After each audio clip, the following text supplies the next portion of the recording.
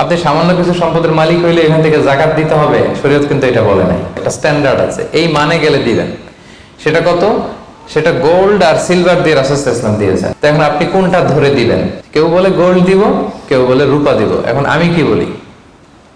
আমি আপনাদেরকে সাজেস্ট করবো আপনারা রূপারটা ধরবেন, অল্প আসুক না।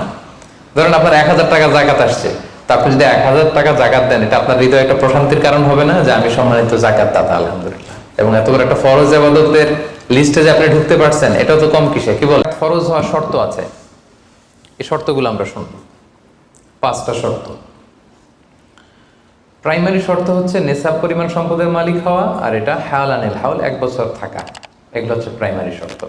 আরো 3টা সেকেন্ডারি শর্ত হচ্ছে আল মিলকিয়া, পূর্ণ ওনারশিপ থাকা, আর জিয়াদা, এটা আপনার অতিরিক্ত টাকা এটা হওয়া, আর হচ্ছে আদামুদ্দুয়ুন, ঋণ না থাকা।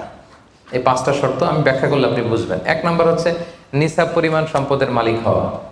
আপনি সামান্য কিছু সম্পদের মালিক হইলে এখান থেকে জাকাত দিতে হবে, শরীয়ত কিন্তু এটা বলে নাই। সুবহানাল্লাহ। আপনি জাকাতের নিয়ম শুনলে দেখবেন যে ইসলাম কতটা ব্যালেন্সড। একটা থ্রেশহোল্ড আছে, একটা স্ট্যান্ডার্ড আছে, এই মানে গেলে দিবেন। সেটা কত? সেটা গোল্ড আর সিলভার দিয়ে রাসূল সাল্লাল্লাহু আলাইহি ওয়াসাল্লাম দিয়েছেন। কারণ তখন গোল্ড আর সিলভারের কয়েন ছিল, মুদ্রা ছিল। আগে কিন্তু সোনা আর রূপা দিয়েই মুদ্রা বানানো হতো, পরে এটা পেপার মানি শুরু হয়েছে, কাগজের টাকা। তো একটা হচ্ছে দিনার আর একটা দিরহাম। তো রাসূল সাল্লাল্লাহু আলাইহি ওয়াসাল্লাম যে থ্রেশহোল্ড বেঁধে দিয়েছেন সেটা হচ্ছে 7.5 তোলা স্বর্ণ বা 52.5 তোলা রূপা। আই রিপিট, এটা সবাই জানেন আশা করি, যে 7.5 তোলা স্বর্ণ আর 52.5 তোলা রূপা। আধুনিক সময়ে গ্রাম দিয়ে দোকানদাররা হিসাব করে, তো গ্রাম দিয়ে যদি আপনি বুঝেন তাহলে 85 গ্রাম স্বর্ণ অথবা 595 গ্রাম রূপা, এটা হচ্ছে থ্রেশহোল্ড নিসাব, অথবা এর সমপরিমাণ অর্থ, ক্যাশ টাকা যদি আপনার কাছে থাকে, তাহলে আপনি নিসাবের মালিক হয়েছেন। যেদিন আপনি এই নিসাবের মালিক হবেন, ওই দিনটা আপনি ডায়েরিতে টুকে রাখবেন।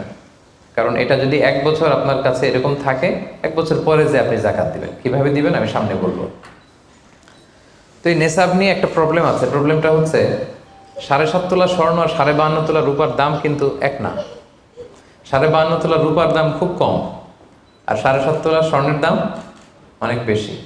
এটা হইল একটাই কম আর একটা বেশি। ঘটনা হচ্ছে রাসূল সাল্লাল্লাহু আলাইহি ওয়াসাল্লাম যখন এই থ্রেশহোল্ডটা বেঁধে দিয়েছিলেন নিসাবটা, তখন দুইটার মান সমান ছিল। তখন 7.5 তোলা স্বর্ণ দিয়ে 52.5 তোলার মতো রূপা পাওয়া যেত, অথবা কেউ 52.5 তোলা রূপা বিক্রি করলে 7.5 তোলা স্বর্ণ পেত। কিন্তু পরে সিলভার ফল করতে শুরু করলো, ফল করতে করতে আজকে এই অবস্থা। গোল্ড আবার খুব একটা ফল করে নাই, ফলে গোল্ডের স্টেবিলিটিটা এখনো রয়ে গিয়েছে। তো এখন আপনি কোনটা ধরে দিবেন জাকাতটা? যদি আপনি রূপা ধরেন, কথার কথা, রূপা যদি এই 1 ভরির দাম 1000 টাকা হয়, তাহলে 52.5 ভরির দাম কত?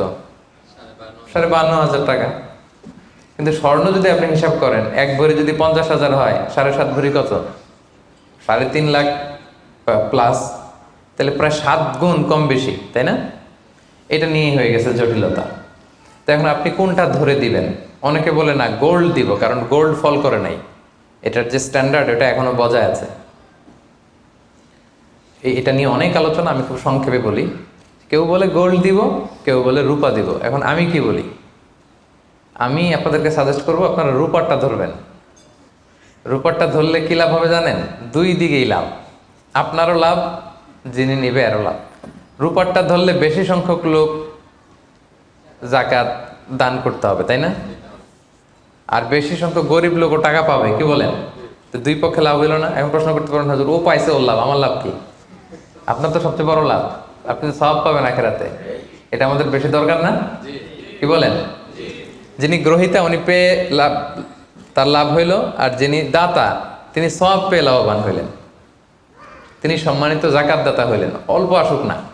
ধরেন আপনার 1000 টাকা জাকাত আসছে, তা আপনি যদি 1000 টাকা জাকাত দেন, এটা আপনার হৃদয়ে একটা প্রশান্তির কারণ হবে না যে আমি সম্মানিত জাকাত দাতা, আলহামদুলিল্লাহ, আই এম এ জাকাত পেয়ার। এবং এত বড় একটা ফরজ ইবাদতের লিস্টে যে আপনি ঢুকতে পারছেন, এটাও তো কম কিসে, কি বলেন? এজন্য স্বর্ণেরটা না ধরে রূপারটা ধরবেন। আপনাদের যে টাকা পয়সা, আপনাদের তো হীরা দিয়ে করা দরকার আপনাদের নেশা। এনিওয়ে, তো এজন্য আপনারা রূপারটা ধরবেন, তাহলে লোকজন উপকৃত হবে বেশি, সম্মানিত ভাই এবং বোনেরা। তাহলে 5টা শর্তের প্রথমটা তো বুঝে গেছেন, নিসাব। কি বলেন? নিসাব বুঝে গেছেন না? 2 নম্বর শর্ত হচ্ছে শুধু এই নেশাব পরিমাণ সম্পদের মালিক হইলেই হবে না ভাইরা, এটাকে হাল আনিল হাউল বলে, মানে 1 বছর আপনার কাছে থাকতে হবে। দেখেন ইসলাম কতটা ভারসাম্যপূর্ণ। কিছু টাকা আপনার কাছে থাকলে এই জাকাত দাও না, এটা 1 বছর থাকতে হবে। যদি দেখা যায় যে আপনার সব খরচ শেষে 1 বছর এই টাকাটা আপনার কাছে অলস পড়ে আছে, তাহলে বোঝা গেল যে আপনি সম্পদশালী এবং আপনার অর্থের একটা স্টেবিলিটি আছে। কি বলেন? তাহলে আপনি নেশাব পরিমাণ সম্পদের মালিক হলেন এবং 1 বছর যদি থাকে, 1 বছর শেষে আপনি জাকাত দিবেন। এই বছরটা কিন্তু সৌর বছর না, সোলার ইয়ারে হিসাব করলে হবে না, এটা লুনার ইয়ারে, চান্দ্র বৎসরে। খেয়াল রাখতে হবে, সৌর বছর জানুয়ারি ফেব্রুয়ারি মাসের যে হিসাবটা, এটা 365 দিনে 1 বছর। কিন্তু যেটা লুনার ইয়ার, চন্দ্র বছর, এটা কতদিন 1 বছর কে জানে? কেউ জানেন না? 300 হ্যাঁ 354 দিন, রাইট। 354 দিন, সামান্য কিছু সময়। তো 11 দিনের কিন্তু এখানে ডিফারেন্স আছে, 11 দিনের ডিফারেন্স আছে। তো আপনি হিসেব করবেন হচ্ছে চান্দ্র বছর অনুযায়ী, সৌর বছর অনুযায়ী না। তো সৌর বছর অনুযায়ী যদি করেন তাহলে আপনার জাকাত কিন্তু 2.5% থাকবে না। চান্দ্র বছর অনুযায়ী আপনার 2.5%, সৌর বছর করলে ওইটা 2.58% হয়ে যাবে। একটু বাড়বে না? কারণ কতদিন বেশি? 11 দিন বেশি, পার্সেন্টেজও বেড়ে যাবে। তখন কিন্তু জাকাত আপনার 2.5% থাকবে না, 2.58%। বলার আগেই বুঝে যায়, কারণ সব ব্যবসায়ী সারাদিন ক্যালকুলেটর নিয়ে কোত্থেকে শিপমেন্ট হইলো, কত মিলিয়ন গেল, কত মিলিয়ন ঢুকলো, সব মুখস্থ, যেন বলার আগে বুঝে ফেলতেছে চটচট করে, মাশাআল্লাহ। তো তখন আর 2.5% হচ্ছে না, 2.58% হচ্ছে। তাহলে সম্মানিত ভাইরা, আপনি ধরেন, উদাহরণস্বরূপ ধরেন যে আপনি গত রমজানের 20 তারিখে সর্বপ্রথম নিসাব পরিমাণ সম্পদের মালিক হয়েছিলেন। তো তারপরে আপনি খেয়াল করবেন যে দেখি সারা বছর এই পরিমাণ অতিরিক্ত অলস টাকা আমার কাছে পড়ে থাকে কিনা। থাকতে থাকতে থাকতে থাকতে এই রমজানের 20 পর্যন্ত দেখেন যায় টাকা ওইটা তো আছে, আরও হয়েছে টাকা। তো তার মানে আপনি এখন জাকাত দিবেন, যেহেতু নেসাবের মালিকও হয়েছেন, আবার পূর্ণ একটা চন্দ্র বছরও আপনার অতিক্রম করেছে, স্থায়ী হয়েছে, তখন আপনি জাকাত হিসাব করবেন। তাহলে 2টা শর্ত বুঝলেন না? 3 নাম্বার হচ্ছে ওনারশিপ। আপনার মালিকানা থাকতে হবে, যে সম্পদটা আছে খালি আপনার কাছে টাকা থাকলেই হবে না, এটা কমপ্লিট, আরবিতে তাসাররুফ বলে, কমপ্লিট ওনারশিপ আপনার থাকতে হবে। এখন একজনের আমানতের টাকা আপনার আছে, ওইটা আপনি জাকাত দিতে পারবেন? একজন 5 লাখ টাকা আমানত রাখছে, আপনি এটা জাকাত দেওয়া শুরু করছেন, হবে? সেটা তো উনি জাকাত দেবে, এটা তো আপনার আমানতের টাকা, এই টাকা তো আপনার বুঝাই দিতে হবে। তো আমানতের টাকা কিন্তু কমপ্লিট ওনারশিপ আমার থাকে না, এটার হিসাব আমি করবো না। তো এটা বুঝে গেলেন। 4 নাম্বার হচ্ছে এই টাকা আপনার অতিরিক্ত হইতে হবে, আরবিতে বলে জিয়াদা। দেখেন ইসলাম কত সুন্দর। ইসলাম বলে আপনার নিজের পার্সোনাল এক্সপেন্সিস, আপনার লিভিং কস্ট, আপনার সব ধরনের অ্যাকোমোডেশন, আপনার ট্রান্সপোর্টেশন এক্সপেন্সিস, আপনার মেডিকেল এক্সপেন্সিস, আপনার বাচ্চার স্কুলিং, আপনার ইয়ারলি ট্রিপ যদি থাকে, এন্টারটেনমেন্ট, ধরেন বছরে আপনি একবার ফ্যামিলি আউটিং করেন, এই খরচটা, যত খরচ আপনার হতে পারে, এই সব খরচ শেষেও কিছু টাকা আপনার থেকে যায়, ইসলাম বলে ওইটার উপরে জাকাত দিবে। সুবহানাল্লাহ। জিয়াদা, অতিরিক্ত হওয়া শর্ত।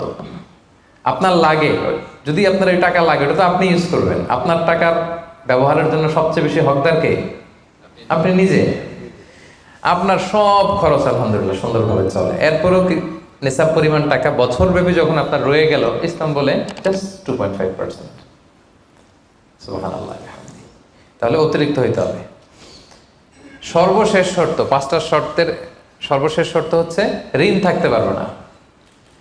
ঋণ থাকলে ওইটা জাকাত থেকে বাদ যাবে। ধরেন আপনার আছে 5 লক্ষ, কিন্তু আবার ঋণও আছে 5 লক্ষ, কথার কথা। তো এটা তো আপনি আগে ঋণ দিবেন, আপনি তার জাকাত দিতে পারবেন না। এই কথাটা কি বুঝতে পারছেন? আচ্ছা, ঋণ ভাই 3 ধরনের। কয় ধরনের? 3 ধরনের। একটা হচ্ছে আপনার একবারে পরিশোধ করতে হবে, এরকম ঋণ থাকে না, যে আমি মুরাদ ভাইয়ের কাছ থেকে 1 লক্ষ টাকা নিলাম, আজকে আমার জাকাতের হিসাব করার ডেট, তো 1-2 মাসের মধ্যে টাকাটা দিতে হবে। তো তখন এই যে 1 লক্ষ টাকা উনি পাবে, এই টাকাটা আমি বাদ দিব আমার অন্যান্য অ্যাসেট থেকে। বাদ দিয়ে যদি দেখি যে না, তারপরেও জাকাত হয় দিব, আর না হলে দিব না, কারণ এটা একবারে দিতে হবে। ওনার বলছে যে 1 লক্ষ আমি একবারে দিয়ে দিব আপনাকে 1 মাস পরে, এইভাবে ঋণটা নিয়েছিলাম। তাহলে কিছু কিছু ঋণ আছে একবারে পরিশোধযোগ্য, ওকে, এটা জাকাতের ক্যালকুলেশন থেকে বাদ যাবে। কিভাবে বাদ যাবে আমি ক্যালকুলেশন করে দেখাবো। ঋণের দ্বিতীয় প্রকার হচ্ছে ইনস্টলমেন্টের কিছু ঋণ আছে, কিস্তিতে দেয়া লাগে। লেটস সে আমি 1 কোটি টাকা দিয়ে একটা গাড়ি কিনেছি, BMW গাড়ি, বা 50 লক্ষ টাকা দিয়ে আমি একটা হুন্ডা গাড়ি কিনেছি 50 লক্ষ টাকা। তো এটা আমি কিস্তিতে কিনেছি। কিস্তির ঋণ যদি হয় তাহলে আপনি কিন্তু পুরোটা বাদ দিতে পারবেন না, তখন সর্বোচ্চ 12 মাসের কিস্তি বাদ দিতে পারবেন, 12 মান্থসের, তাও এই চন্দ্র মাসের হিসাবে। কারণ জাকাতের হিসাবটা কি 12 মাসের হিসাব, তাই না? এটা একটা ইয়ারলি ক্যালকুলেশন। আপনি পুরোটা যদি একবারে বাদ দেন তাহলে তো আপনার আর জাকাতই দেওয়া লাগবে না। কি বলেন? বাংলাদেশে অনেক বড় বড় সিআইপি ব্যবসায়ী আছে, ওনারা হাজার হাজার কোটি টাকা ব্যাংক থেকে ব্যবসায়ের কারণে ঋণ নেন এবং ওনাদের ঋণ খেলাপি হয়। তো ওনারা যদি বলে হুজুর আমার তো ঋণ আছে, তো উনি আর জাকাত দিবে কি? ওনারই তো আমার জাকাত দেওয়া লাগবে এখন। কি বলেন? এরকম বড় বড় সিআইপিরা যদি ঋণের দোহাই দেয়, উনি আর জাকাত দিবে কি? উনি তো ঋণী, তাহলে ওনারই কিছু জাকাত আমাদের দেওয়া লাগবে। কারণ আমরা জাকাতের 8টা খাতের মধ্যে একটা পড়েছি, বল গরিমিনা। কি বলেন? ঋণগ্রস্ত ব্যক্তিকে জাকাতের টাকা দিয়ে হেল্প করা যায়, তো উনি আর দিবে কি? ওনারে দিই আমরা। ওই ঋণ বাদ দেওয়া যাবে না। ইনস্টলমেন্টের ঋণ হইলে 12 মাসের, আর ওইরকম ঋণ খেলাপি 1000 কোটি টাকা, এগুলো বাদ দেওয়া যাবে না। 3 নাম্বার ঋণ হচ্ছে লাক্সারি পণ্য কিনতে যে ঋণ হয়, এই ঋণ জাকাত থেকে বাদ দেওয়া যাবে না।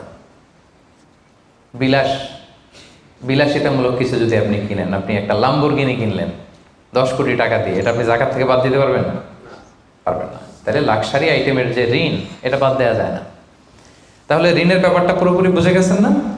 এই 5টা শর্ত যদি থাকে আপনার মধ্যে পাওয়া যায়, অর্থাৎ আল্লাহ তাআলা আপনাকে একটা নিসাব পরিমাণ সম্পদের মালিক বানিয়েছেন, এটা আল্লাহ তাআলা পুরো 1 বছর আপনার এই পরিমাণ টাকা আপনার মধ্যে স্টেবল ছিল এবং এটার পূর্ণ ওনারশিপ আপনার আছে, এবং এটা আপনার সব খরচের অতিরিক্ত, এবং সবশেষে এটা আপনার ঋণের বাইরে। ওই সম্পদ থেকে আল্লাহ তাআলা আপনাকে জাকাত দিতে বলেছেন। তাহলে জাকাতের শর্ত সবার ক্লিয়ার?